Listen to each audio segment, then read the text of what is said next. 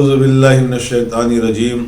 ناظرین السلام علیکم، آپ سب کی خدمت میں پھر حاضر ہوا ہوں تاریخ انبیاء کے متعلق کچھ گفتگو کرنے کے لیے۔ آج جس نبی کا تذکرہ کرنا ہے ان کا نام حضرت سمعون علیہ السلام ہے۔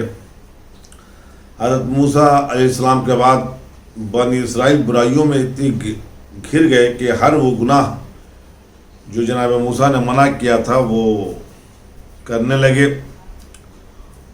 ان کی ہدایت کے لیے خدا نے ان کی طرف حضرت سمعون کو مبعوث کیا۔ آپ نے ان کے درمیان تبلیغ کی لیکن یہ نہ مانے۔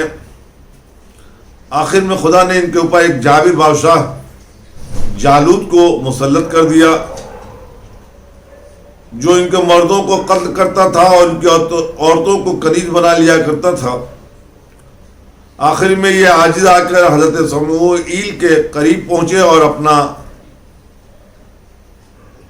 پیغام پہنچایا کہ آپ کے خدا پہ ہم ایمان لائیں گے، پہلے آپ اپنے خدا سے کہیے کہ وہ کسی کو ہمارا بادشاہ اور سردار منتخب کرے جو ہمیں جالوت کے شر سے محفوظ کرے، اور اگر ایسا ہوا تو ہم آپ کے خدا پہ ایمان لائیں گے۔ جناب سمعون علیہ السلام نے کہا جب تم تیار ہو تو یہ زیتون کا تیل ہے اور یہ ایسا ہے، ایک جگہ پہ رکھ دو اور جو لوگ کو دیکھ کر اس تیل میں ابال آ جائے اور ایسا اس کے قد کے برابر ہو جائے اسے تم اپنا بادشاہ بناؤ اور اسی کی قیادت میں جالوت سے لڑنے کے لیے نکلو۔ چنانچہ لوگ سج دج کے آتے رہے لیکن نہ تیل میں ابال آیا نہ آسا برابر قد کے ہوا۔ اسی وقت جناب طالوت جو پیشے سے سقائی کا کام کیا کرتے تھے، مومن تھے، ان کا گزر ہوا۔ ان جیسے ہی وہ تیل اور آسا کے قریب آئے، تیل میں ابال آیا اور آسا ان کے قد کے برابر ہو گیا۔ جناب سمعون علیہ السلام نے کہا کہ یہی آپ کے بادشاہ ہیں اور ان کی قیادت میں آپ جنگ لڑیں۔ حسب دستور قوم موسیٰ نے کہا کہ ہم انہیں بادشاہ کیسے تصور کریں، بادشاہ کے لیے روب و جلال و عظمت و دولت کا ہونا ضروری ہے۔ جناب سمعون علیہ السلام نے کہا یہ تمہاری نگاہ میں ہے لیکن خدا کی نگاہ میں معتبر وہ ہے، لائق احترام وہ ہے، لائق تعظیم وہ ہے جو علم میں، فراست میں اور ذہانت میں عظیم ہو، اور خدا نے جب انہیں چنا ہے تو تمہیں انہیں بادشاہ قبول کرنا چاہیے۔ چنانچہ ان لوگوں نے جناب طالوت کو اپنا بادشاہ بنایا اور ان کے ہم رکابی میں جالوت سے لڑنے کے لیے چلے۔ راستے میں جب ان کا گزر ہوا تو ان کو پیاس کی شدت ہوئی۔ انہوں نے طالوت سے پانی کی فرمائش کی۔ جناب طالوت نے کہا کہ ابھی ایک نہر آئے گی جہاں پانی ملے گا، لیکن اس بات کا خیال رکھنا کہ شکم شیر ہو کر پانی نہ پینا، ایک چلو پانی کا استعمال کرنا، اور اگر تم نے اس سے زیادہ استعمال کیا تو خود خسارے میں اور نقصان میں رہو گے۔ چنانچہ تھوڑی دیر کے بعد جب ایک نہر کا سامنا ہوا، لوگوں نے طالوت کی بات کو فراموش کر دیا اور پانی پہ امٹ پڑے اور جی بھر کے پیا۔ تاریخ بتاتی ہے کہ صرف 80,000 افراد میں 313 ایسے افراد تھے جنہوں نے طالوت کی بات کو عمل میں لایا اور صرف ایک چلو پانی پیا۔ جن لوگوں نے شکم شیر ہو کے پانی پیا تھا وہ بیمار ہو گئے، چلنے پھرنے سے معذور ہو گئے، ان کے ہونٹ سیاہ ہو گئے، اور جو 313 تھے ان کی پیاس بھی بجھ گئی اور صحیح و سالم رہے۔ خدا کا حکم ہوا طالوت سمعون علیہ السلام کو کہ طالوت سے کہیں کہ وہ 313 افراد کو ہی لے کر جالوت سے جنگ کرنے کے لیے آگے بڑھے۔ جب ایک میدان میں مارکہ آرائی شروع ہوئی تو طالوت نے اعلان کیا کہ جو بھی جالوت سے جنگ کرے گا اور جالوت کو شکست دے گا میں اپنی آدھی دولت اسے دے دوں گا اور اپنی بیٹی سے اس کا عقد کر دوں گا۔ جناب سمعون علیہ السلام نے کچھ نشانیاں بتائی تھی کہ ان نشانیوں پر جو اترے گا وہ جالوت کو شکست فاش دے گا۔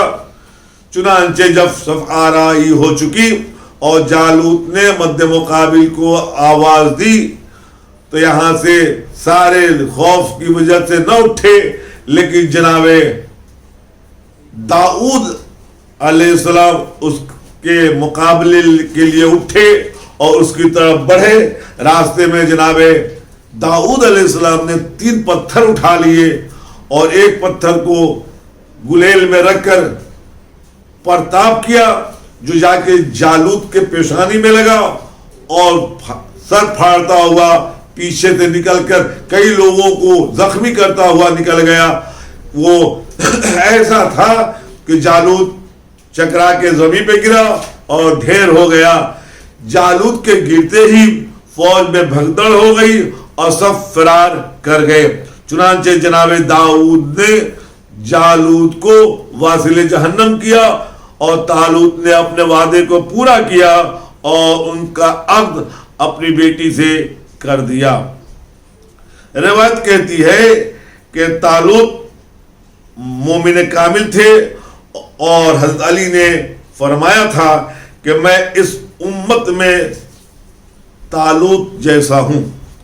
اس طرح داؤد کے بعد حضرت داؤد جناب طالوت کے بعد مکمل حکمران بن گئے۔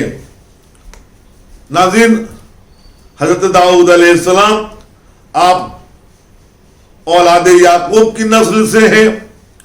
آپ کا قرآن میں 10 مقام پر نام آیا ہے۔ سورہ بقرہ، سورہ نساء، سورہ مائدہ، سورہ انعام، سورہ بنی اسرائیل، سورہ انبیاء، سورہ نحل، سورہ سبا اور سورہ سواد میں آپ حضرت عیسیٰ سے 1100 سال قبل پیدا ہوئے۔ آپ پیغمبر بھی تھے اور بادشاہ بھی۔ اس طرح خدا نے آپ کو دین اور دنیا دونوں کی سرداری عطا کی، اور قرآن میں یوں کہا کہ ہم نے داؤد کو بزرگی عطا کی اور پہاڑوں کو حکم دیا کہ وہ تسبیح میں ان کا ساتھ دیں اور پرندوں کو ان کا تابع بنایا۔ خدا نے آپ کو زبور جیسی کتاب عطا کی، نبوت اور علم و حکمت کے ساتھ ایسا لہن دیا کہ آپ جب محو مناجات ہوتے تھے چرند پرند سب جمع ہو جاتے تھے، درختوں اور پہاڑوں سے صدائیں بلند ہونے لگتی تھی، سارے جن و انس شجر و حجر آپ کے مناجات کے ساتھ مدہوش ہو جایا کرتے تھے۔ آپ کو جو کتاب دی گئی جسے زبور کہا جاتا ہے، چونکہ اس میں احکام نہیں ہے، یہ مواعظے کی کتاب ہے، اس لیے آپ شریعت موسیٰ پر عمل کرتے تھے۔ یہ کتاب عبرانی زبان میں ہے جو 150 سوروں پہ مشتمل ہے۔ 50 سوروں میں واقعات بادشاہت بیان ہوئی ہے اور 50 سوروں میں روم اور ایران کے واقعات بیان ہوئے ہیں اور 50 سوروں میں مواعظہ اور حکم آیا ہے۔ اس کتاب میں حلال و حرام کا تذکرہ نہیں ہے۔ جناب داؤد علیہ السلام کی چند خصوصیات ہیں، جیسے آپ کو کتاب عطا کی گئی، آپ کو لہن اعلیٰ عطا کیا گیا، حکمت عطا کی گئی، آپ کو عبادت کی طاقت عطا کی گئی، آپ کو حکومت عطا کی گئی، آپ کو حملے کی طاقت عطا کی گئی، آپ کبھی بھی شکست نہیں کھائے، اور آپ لوہے کو نرم یا لوہے کو آپ کے ہاتھ میں آتے ہی لوہا موم ہو جایا کرتا تھا۔ جناب داؤد علیہ السلام کے متعلق روایت میں آتا ہے جس میں رسول اللہ نے جناب داؤد اور مولا کائنات کا موازنہ کیا ہے रसूल अकरम फरमाते हैं कि खुदा क़यामत के दिन अली को जिब्रील की कुव्वत, आदम का नूर, यूसुफ का जमाल, दाऊद की आवाज़ अता करेगा और आप अहले बहिश्त के खतीब बनेंगे। और जब आपकी आवाज़ बहिश्त में गूंजेगी जो लहरे दाऊद से भी बेहतर होगी, तो जन्नत के रहने वाले लोग मरहबा और मरहबा की सदा बुलंद करेंगे। आपको अल्लाह ने जब हुकूमत अता की तो आप अक्सर रातों को भेद बदल कर रियाया का हाल मालूम करने निकल जाया करते थे और लोगों से अपने बारे में भी पूछा करते थे कि तुम्हारे वक्त का बादशाह का तौर तरीका कैसा है, वो कैसा है। एक रात एक फरिश्ता इंसानी शक्ल में मिला। आपने कहा बादशाह आपकी निगाह में कैसा है? तो उसने कहा कि बादशाह यूं तो बहुत ही अच्छे हैं, लेकिन उनमें एक ऐब है कि वो अपने घर और अपने अहल वयाल का खर्च बैतुल माल से लिया करते हैं। ये उनके लिए बेहतर नहीं है, चूंकि वो सिर्फ बादशाह ही नहीं बल्कि रसूल और नबी भी है। ये बात जनाब दाऊद अलैहिस्सलाम को लगी और जनाब दाऊद अलैहिस्सलाम ने बैतुल माल से अपने लिए खर्च के लिए जो पैसे लेते थे वो लेना छोड़ दिया। अल्लाह ने जनाब जिब्रील के जरिया उन्हें जरा बनाने की तालीम दी और उनके हाथों में ये मुजज़ा अता किया कि जब लोहा उनके हाथों में आता था तो वो मोम हो जाया करता था और अपने हाथों से ही वो जरा बना लिया करते थे। और जनाब दाऊद अलैहिस्सलाम की जरा इतनी कीमती बिका करती थी कि रिवायत कहती है कि उस दौर में एक जरा की कीमत 4000 दिरहम हुआ करती थी। और चुनांचे जनाब दाऊद अलैहिस्सलाम उसी दिरहम को फरोख्त करके अपने और अपने अहल वयाल का खर्चा निकाला करते थे। नाज़रीन, तारीख इस्लाम में 2 ऐसी शख्सियतें गुजरी हैं जिनके हाथ में लोहा मोम हो जाया करता था। एक तो जनाब दाऊद अलैहिस्सलाम, एक मौलाए कायनात के फर्जंद जनाब मोहम्मद हनफिया। दाऊद अलैहिस्सलाम के हाथ में लोहा आके मोम हो जाता था, लेकिन मोहम्मद हनफिया के मतलब हमने रवायत में देखा है कि जंग सिफ़ीन से अली लौट रहे हैं कि एक ज़रा को मोहम्मद हनफिया को दिया और निशान लगा के कहा जाके इस ज़रा को यहां से कटवा के लाओ। चुनांचे रवायत कहती है कि मौलाए कायनात के सामने से मोहम्मद हनफिया बाहर निकले और अपने हाथों से उस लगाए हुए निशान को तोड़ डाला।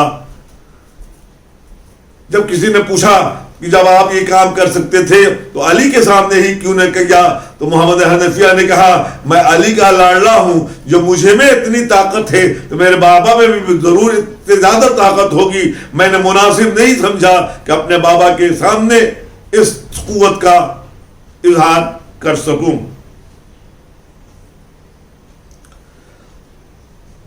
नाज़रीन, जनाब दाऊद सिर्फ अपने हुकूमत ही नहीं बल्कि जालूत के बाद उसकी सल्तनत के भी हुक्मरान बन गए। आप 40 साल तक हाकिम रहे और 70 साल की उम्र में आपने इंतकाल फरमाया। नाज़रीन, हज़रत दाऊद ने एक रोज खुदा से ये कहा, पढ़ने वाले तूने मासबक अंबिया को यह अजमत कैसे अता की है? खुदा ने कहा मैंने उनका इम्तहान लिया और वो इम्तहान में कामयाब हुए तो हमने उनको अजमत अता की। तो जनाब दाऊद ने कहा खुदा मेरा भी इम्तहान ले। खुदा ने कहा दाऊद मैं तुम्हारा इम्तहान लूंगा, इंतजार करो। लेकिन इसके बाद जनाब दाऊद के जहन में एक बात आ गई कि मुझसे बड़ा आलिम इस दुनिया में कौन है, मैं क्यों नहीं इम्तहान में कामयाब होगा। उसी वक्त 2 फरिश्ते आए और उन्होंने जनाब दाऊद से एक मसला पूछा और जनाब दाऊद ने बगैर किसी गवाह के या बगैर कसम खिलाए एक के हक में फैसला सुना दिया। वो दोनों मुस्कुराते हुए चल पड़े। जैसे ही उनका मुस्कुराना जनाब दाऊद ने देखा, जहन में ये बात आई कि मुझसे तर्क औला हो गया, मैंने फैसला बगैर किसी गवाह या कसम के कर दिया। चुनांचे रवायत कहती है कि जनाब दाऊद ने उसके बाद 40 दिनों तक مسجد میں اعتکاف کیا اور وہاں گریزاری کرتے رہے اور خدا سے مناجات کرتے رہے، اور 40 دن کے بعد خدا نے انہیں بصارت دی کہ میں نے تمہارے توبہ کو قبول کر لیا۔ ناظرین، انشاءاللہ زندگی رہی تو جناب داؤد علیہ السلام کی اور واقعات اور ان کی زندگی کو کل انشاءاللہ بیان کروں گا۔ اپنی نیک دعاؤں میں یاد رکھیں، خدایا اگر یہ میرا عمل لائق قبول ہے تو اس کا اجر میرے والدین کے روح کو عطا فرما اور ان کو جوار رحمت میں جگہ عطا فرما۔ والسلام علیکم ورحمۃ اللہ وبرکاتہ۔